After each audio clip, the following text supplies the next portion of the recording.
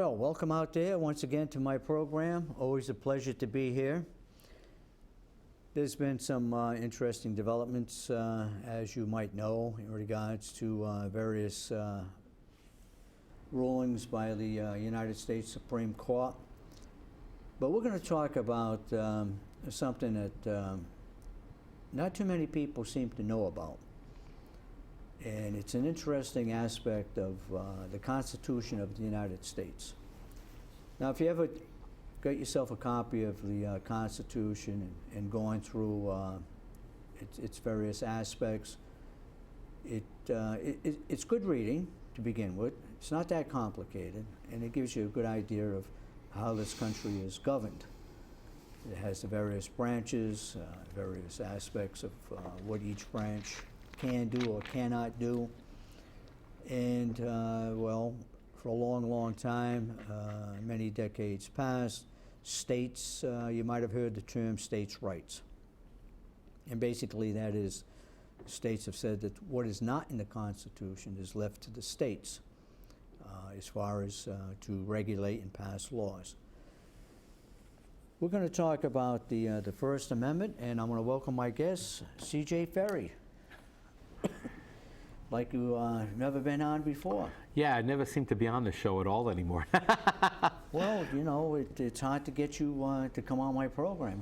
You've got a lot of things going. Hey, you told me, tell us about your, excuse me, your Chapter 180 Corporation. Oh, yes. Well, as of midnight this morning, the South Coast Media and Educational Foundation, Incorporated, was formed, which now makes South Coast Media a nonprofit educational foundation, which we are hoping will make Fall River another great center for media and education. That will be audio, video, and press, now, meaning print.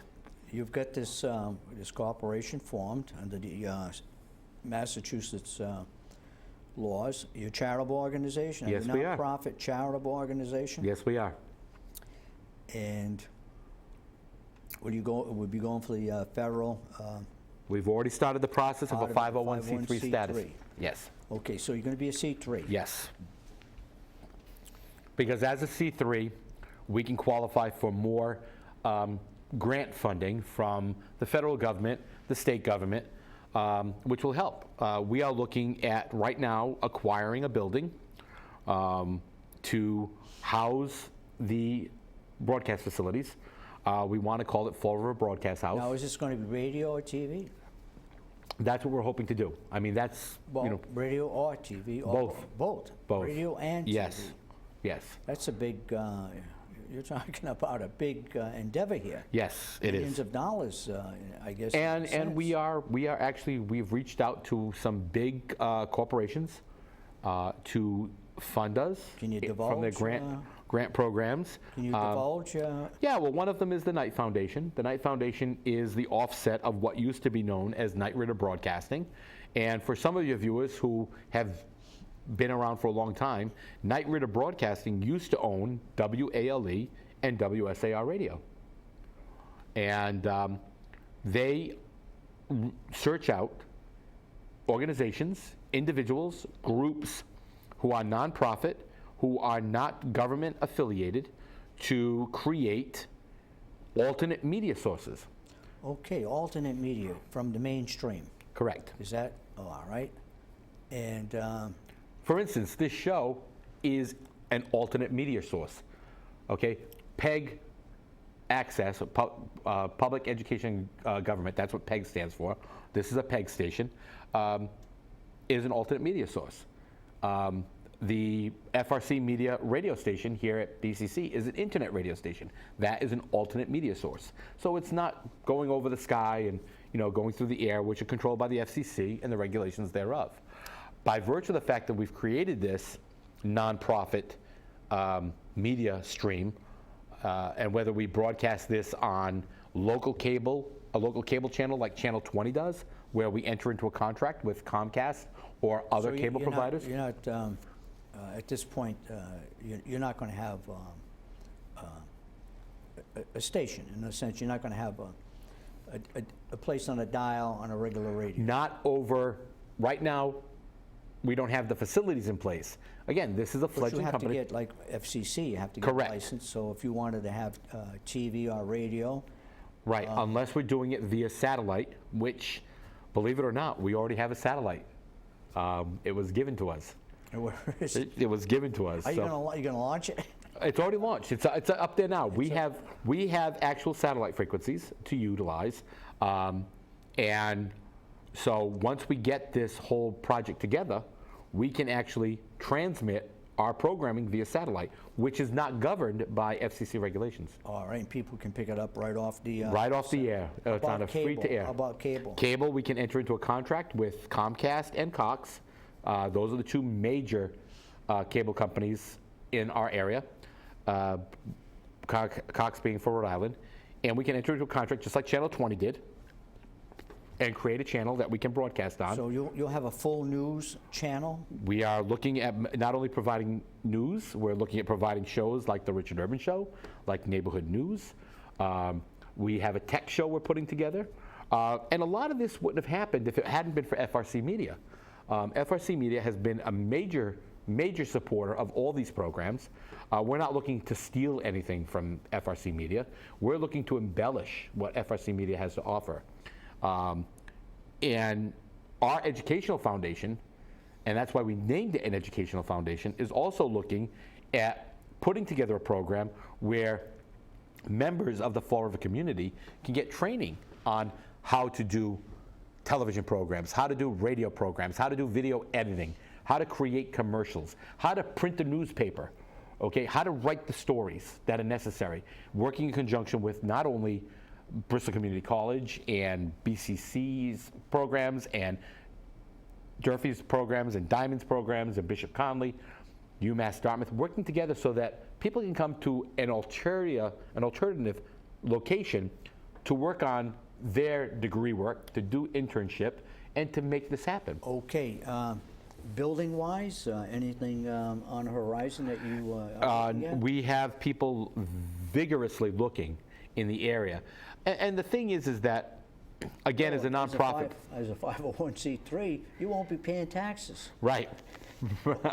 Just what Fall River needs. Just another Another non-taxpayer. entity, yeah, not paying taxes. Right. And you know, I had my heart set on for the longest time the police station. Needs a lot of work, a lot of Fall River Police remediation. Station? Yep, Yeah. a lot of remediation. And I did that because of its location and permitting that's in place It's a already. high building. It's not so much that it's a high building, but it's perfectly located. It has already, as part of the infrastructure surrounding the building, the necessary access to the cable systems. The necessary FCC permits are in place for broadcast. And that's because the city used to use that as their broadcast center for the police station. And they would put the repeaters on Cardinal Madeiras Towers and So different areas. that building is out, though. Yeah, well, the city thinks it's worth a lot more than it's worth, and if we take the building and we pay even so much as 1 penny for it, the federal government will not pay to remediate it, and the city of Fall River won't release it unless they get a release of remediation, because there's a lot of hazardous materials still in that building, asbestos, petroleum When products. you say release of remediation, you mean, The buyer is responsible for it right, Fall River would be off the hook. Right. They polluted it, but they don't want to. and pay for it. Yeah. And they do that with every building. They do that with all the school buildings. They say, okay, you can have the building, but we're not going to pay to clean it up. And because these people paid for them, they have to pay for it. And that's what you're looking at with the Flint Neighborhood Association. Right now, they're on the hook for the cleanup. And when they filed for money from the CPA, the city said, as we now know with the closing of the library and other things, kids aren't important. Seniors aren't important. So we're not going to give you any money. Now, pretty much why you've been invited on this program for this. I'm never invited. I'm dragged in kicking and screaming. Yeah, well, you don't put up too much resistance. Yeah, I know. I don't fight too hard. Okay, let's get into the crux of this program, which is based on the Constitution of the United States.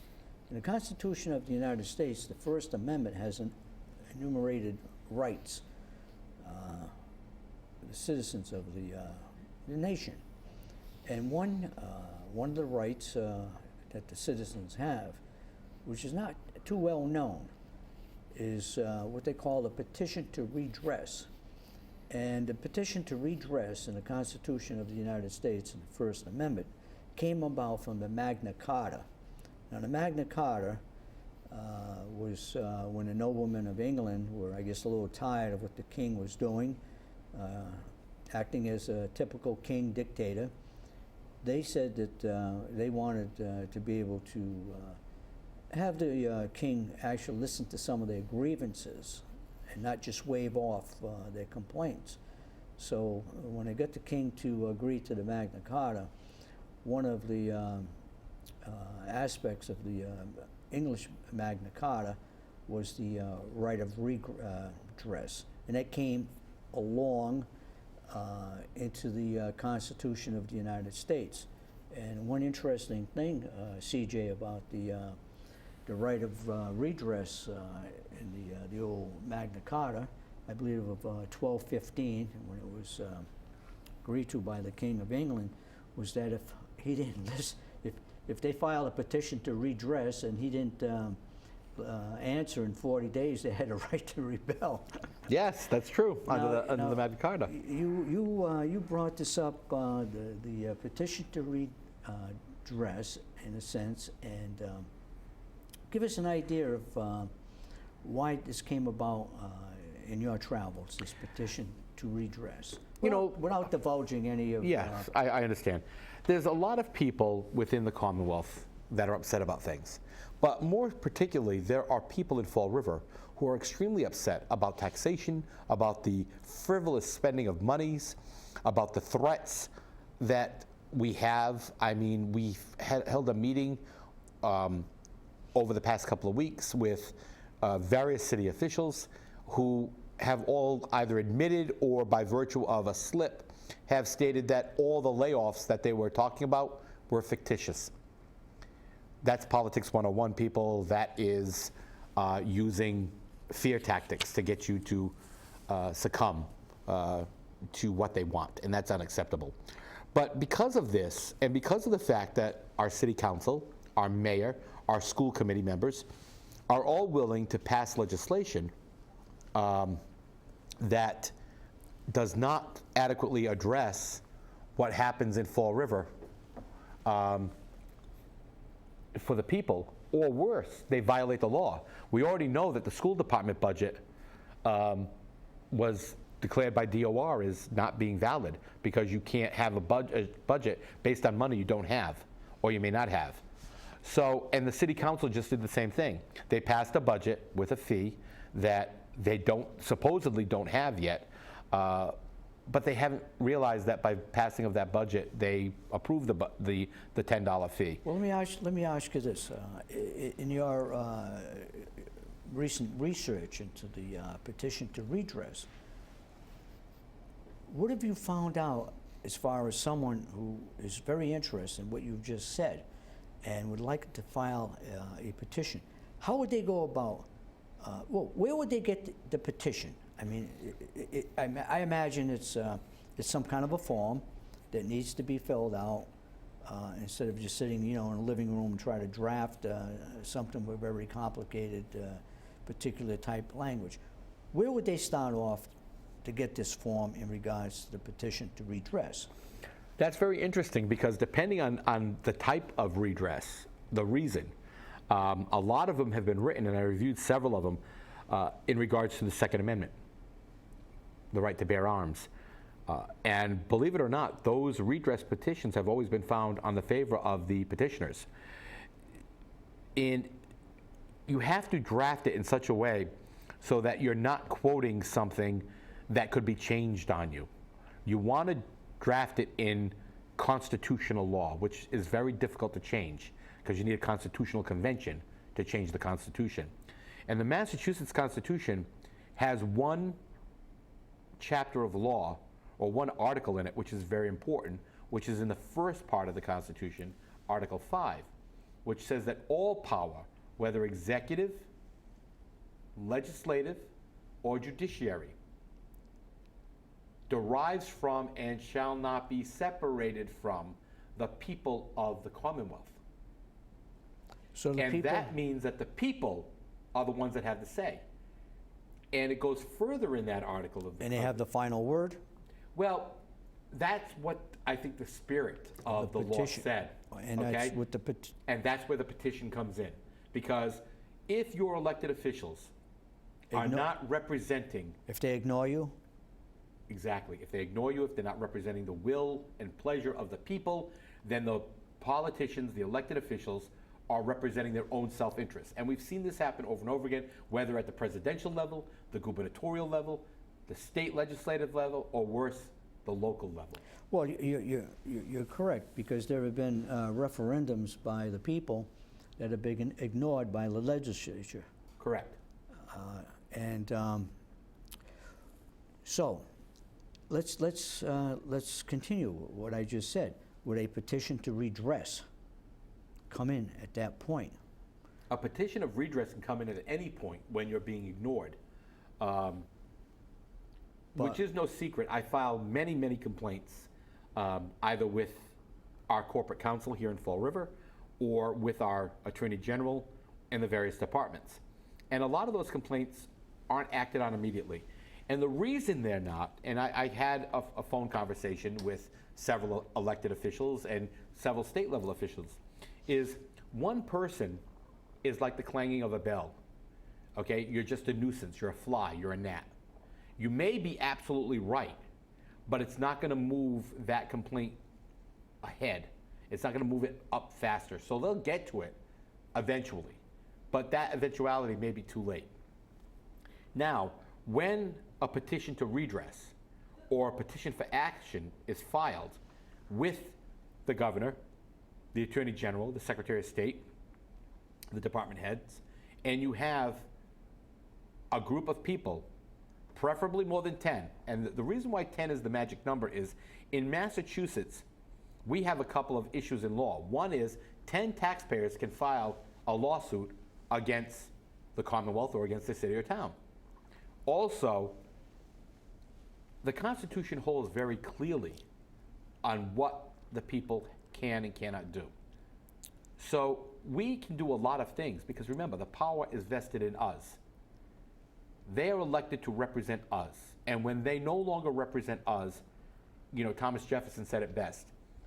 It is the right, no, the duty of the people, when their government no longer serves their best interest or need, to overthrow the government. Well, in this country, if you try to overthrow the government, you're a traitor. Well, let me ask you this now. So you get the petition to redress filed, and it's served upon certain public officials, and they go over to the shredder, and they drop it in, and they go off and they have a couple of beers, and that's the end. What do you do after that? Well, when you have a petition to redress, there are, depending on the type of redress, there are specific constitutional and legal requirements for answering that complaint. In other words, once that petition to redress is served, you said. Right, you serve But it. is there any court action that attaches to this? Right, So if they don't do anything. they're not going to rebel. Right, well, they are rebelling. They're rebelling in a different form, okay? They can have that petition then sent over to the court. And the court can look at it and try to render a decision. The problem is that's where our tricameral, bicameral government comes in, where we have the separations of executive, judicial, and legislative bodies. So the ruling from the court would be binding upon a legislative or executive body. And that's where it gets a little difficult. But that's why this was put in place. So in other words, what you're saying is that an order of the court would make a decision and issue an order to redress what your petition is grounded on. Right. And we'll give you a good for instance, okay? And what happens if the legislature then, ignores it again? Well, then they have to answer to the court. Okay? And the problem is this, is that Is there, our executive branch and our legislative branch have a lot of exemptions or a lot of leeway in how they can and cannot be held liable. well, they have sovereign immunity. Correct. So you can't sue the government, basically, unless they give you permission. Right. And that seems to be in contradiction to the petition to redress. Right. It would And seem that's that why such cases under are the used- Constitution, Right. the petition to redress, you would think would trump this so-called sovereign immunity and allowing you permission to sue the Right. government. And what would happen is you would not go to a state court in this case if you're filing against the state. You would go have that petition to redress filed with the U.S. District Court and have the U.S. District Court hear it. And that can be expensive. But by virtue of the fact that you're doing it, it's putting the elected officials on notice that you're not going to play games with them anymore. What would be an example of why a group of people, you mentioned 10, could be more, could be 100, could be 1,000, could Correct. be 20,000. Give me an example of what you would want them to do. Well, for instance, the Second Amendment is a big one. It seems like everyone files a petition to redress on the Second Amendment. And that's difficult. Are you talking about the right to carry arms? Right, the right to bear arms. Because the states have the right to issue licenses. And it makes it difficult for the states to, in some way or another, make it very clear to the people what is their right and what isn't. And that spectrum is getting wider and wider. So if a city or town, for instance, Massachusetts is good for this. Massachusetts is not a will issue state. Massachusetts is a may issue state. The decision to issue a license to carry a gun is left solely in the hands of the chief of police or his minions, his underlings, okay? So if you meet with, Sergeant John Smith, who just doesn't like you, you have no legal reason why you can't carry a gun, but he doesn't like you. He says, no, you're not getting one. He sends to the chief the denial. We're not going to issue it, that's it. The chief doesn't have to say why. He just says no and that's it. So you then can file a suit where a judge decides whether it's going to be issued or not. And then the judge has to take the responsibility for the issuance of that license. Well, that's questionable. And nobody's actually redressed it here in Massachusetts. But in other states, it has been redressed and has converted those states from shall issue states, from may issue states to shall issue states. So they don't have an option. Okay, and that has worked significantly in a lot of the states. So what you're saying is that then this would be placed, based on your example just now, in the hands of the court. Correct. And then they would rule and issue an opinion.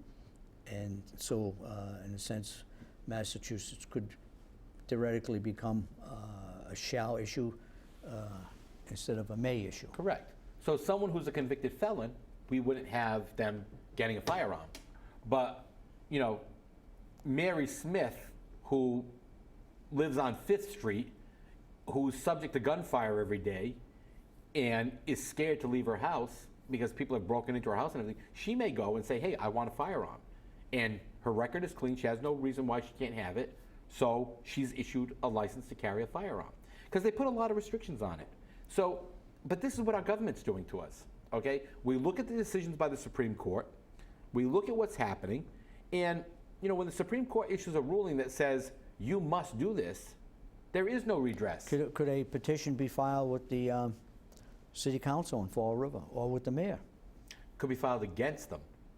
Well, that's right. Yeah, Kind of. filed against them. Against them. Right. But against them and filed with who? It would be, you have the option of filing it initially with the governor, the attorney general, the department that handles what you're redressing. All right, so if you're redressing, if you file for instance, a taxes, petition with the city council and they ignored it, you wouldn't go to court after that. You would have to go to a higher. You could file a 10 taxpayer lawsuit and go to court after it. But if this is a regular and recurring basis, you could actually file a petition to redress, to say, hey, this isn't going to happen anymore. And this is actually what's happening in In other Fall words, River. it's almost like a change of the law. Right. And this is what's happening in Fall River. The people are now getting involved in the political process. I think the recall back in December that started back in August of last year has brought to head the fact that you as the elected official are no longer entitled to do what you want or how you see fit. Do you More think complaints are being filed. do you think the city council is got the jitters now? Well, I firmly believe that they have the jitters. And when you start looking at the 9 seats, a lot of them are getting very nervous on, are they going to have a seat at the end of the year? I think one of the big problems is that when you start looking at them, you have to wonder, because complaints are being filed against almost all of them for ethical violations, for OCPF violations, and people are now talking about filing legal complaints for malfeasance, or worse, nonfeasance. Okay? Because they are required under the law, under the Constitution, to act accordingly. And just because you stand there and say, oh, well, I abstained from the vote because I didn't believe in it, but if I voted against it, people are going to assassinate me because it was against this or against that. That's nonfeasance. But isn't the argument, the counter argument, if you don't like what they're doing, vote them out of office? Yes, it is. But the problem is that sometimes... Do you think a court would say that? Say, look, we understand what your petition is about, but if there's only a few people that are unhappy and the rest of the people vote them in. Well, you can't redress the fact that the taxes went up 2.5%. You can file a lawsuit on that, okay, saying that they exceeded the law or whatever the case may be. But when the behavior... Well, what about the issue that was just brought up in regards to ordinance have to be passed or submitted before May 1st? Right. And this $10 fee is post May 1st. Is this a situation where... Wasn't the pay-as-you-throw done after May 1st? No, but I'm talking about... Right. And right now, this is a political grandstand by a city councilor who believes that, oh, look, to save my seat, I've got to do this. Well, guess what? The city council, and this particular city councilor especially, knows that in March, I believe it was March of 2008, the city council voted to accept Mass General Law 40, Section 22F. Under that section of law, that abrogated their responsibility as a legislative body and passed it off to the boards, the appointed boards. Looks like we're getting a signal here, CJ. Down at the end of the program, we went by pretty quickly, but found it to be very interesting. I hope you enjoyed it out there. Remember, the Constitution of the United States, the First Amendment, and a petition to redress. Very interesting. Get the book out and take a look at it. Lots of fun. It's always lots of fun. It sure is. So CJ, good work. We'll see you next week. I'm on that show. They'll drag me kicking and screaming to that one, too. Okay, thank you. And watch me Friday on Spindle City Straight Talk. See you then. All right. See you next time.